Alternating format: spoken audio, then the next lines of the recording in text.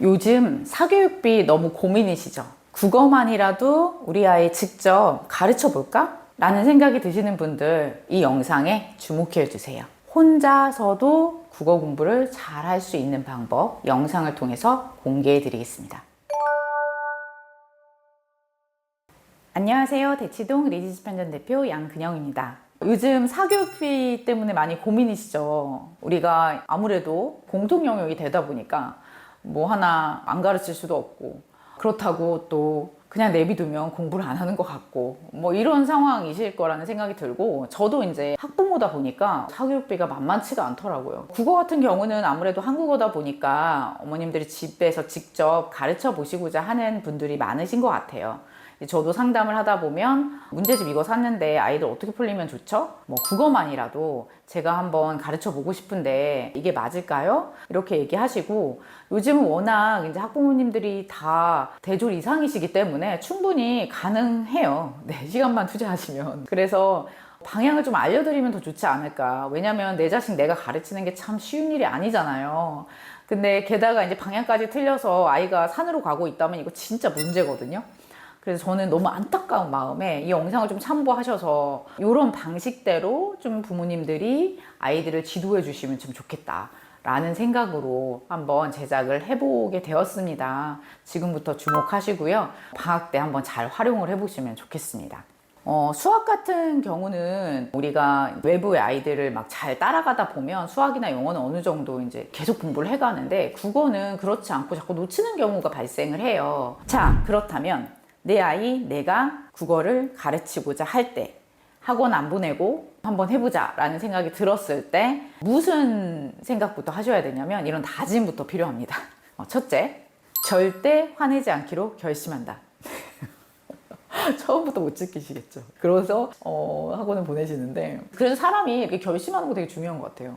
내가 그래도 우리 아이를 좀 객관적으로 봐야지, 감정적으로 대하지 말아야지, 학습을 할 때만이라도 내가 선생님이 되어야지 라는 것을 머릿속에 좀 이렇게 계속 심어주시고, 아이한테도 좀 얘기하시는 게 좋은 것 같아요. 저도 이제 아이한테 엄마가 너하고 공부를 할 때는 이렇게 할 거라는 다짐을 같이 해보시는 거 되게 중요하다고 생각이 들고요.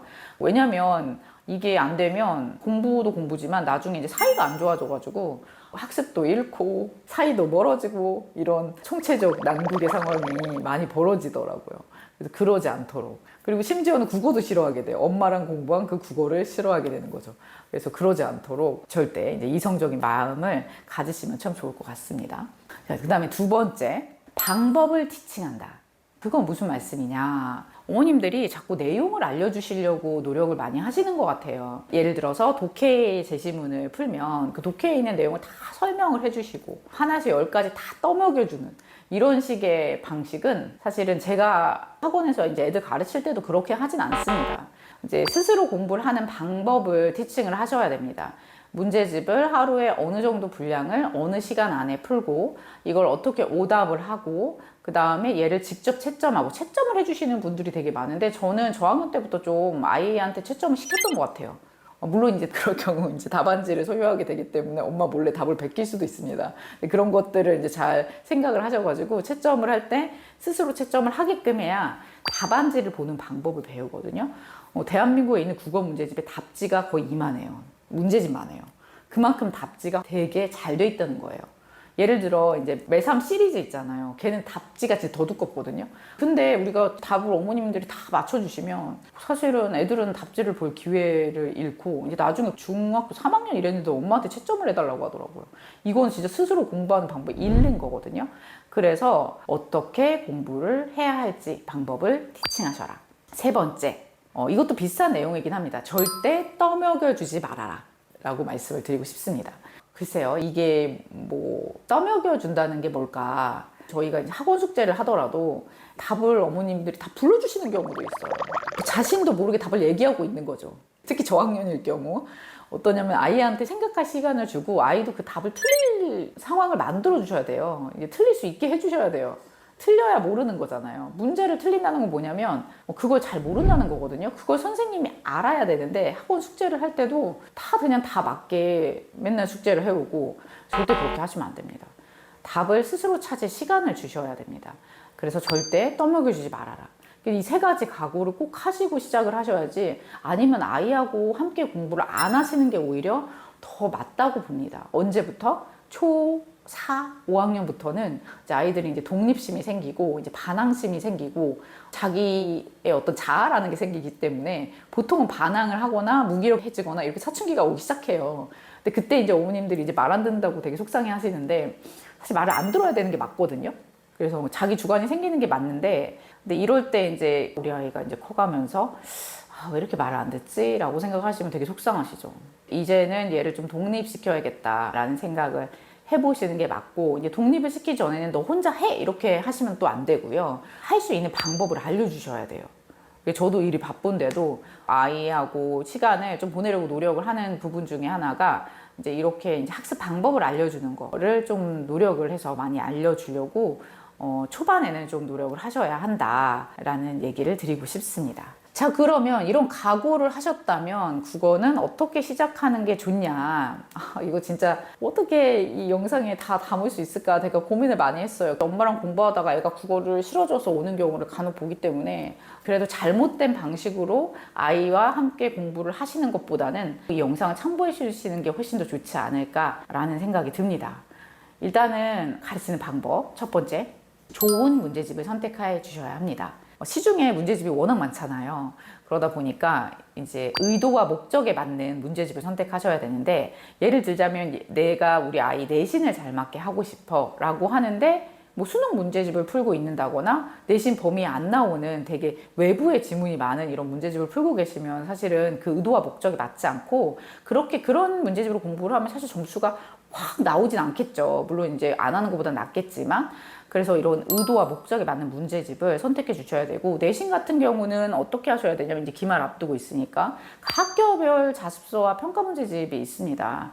꼭 같은 출판사에 맞는 학교별 자습서와 평가 문제집을 통해서 학습을 하고, 이제 아이들이 학교에서 공부를 해갈 때 한꺼번에 하게 하시지 마시고, 뭐 한 단원 나가면 그 집에 와서 자습서 풀고, 그 다음에 뭐 오답하고 뭐 이렇게 공부를 할 시간을 주시고, 그 다음에 이제 나중에 이제 시험 기간에는 또 평가 문제집을 좀 풀어볼 수 있게끔 하시고, 사실 머리 좋은 아이들은 이런 얘기예요. 선생님, 저 자습서에 다 풀었던 문제집이 똑같이 평가 문제집이 나오는데 그거 또 풀어야 돼요?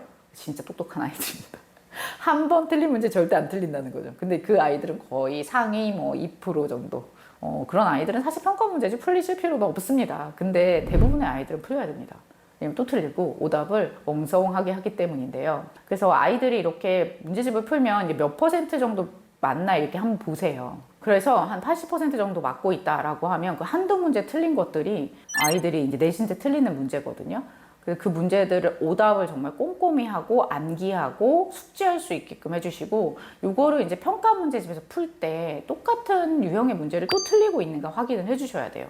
그래서 또 틀린다면 얘는 이걸 완벽히 숙지를 못한 거예요, 이 내용에 대해서. 그러면은 어떻게 해야 돼요? 다시 공부해야겠죠. 그래서 제가 아이들한테 얘기하는 거, 문제를 푼다는 것은 내가 어떤 지식을 아직 잘 응용하지 못하고 있느냐, 잘 알지 못하고 있느냐를 인지하는 거야 라고 하거든요. 그러니까 지식을 완전히 습득한 다음에 내가 그래도 오차가 있나를 확인하는 수준에서 문제를 푼다라고 생각을 하셔야지, 지식 이론 하나도 공부 안 했는데 문제만 계속 풀리고 마음을 안심한다? 이건 아닙니다. 그래서 평가 문제집까지 다 맞는지를 좀 확인하셔야 되고, 그 틀린 문제들을 맞는지 오답을 꼭 하셔야 되고, 이제 나중에는 문제집을 풀었을 때 그 문제집에서 틀린 문제만 좀 취합을 하셔가지고 걔를 변형을 하시거나 이래서 좀 시험을 봐주시는 것도 좋고요.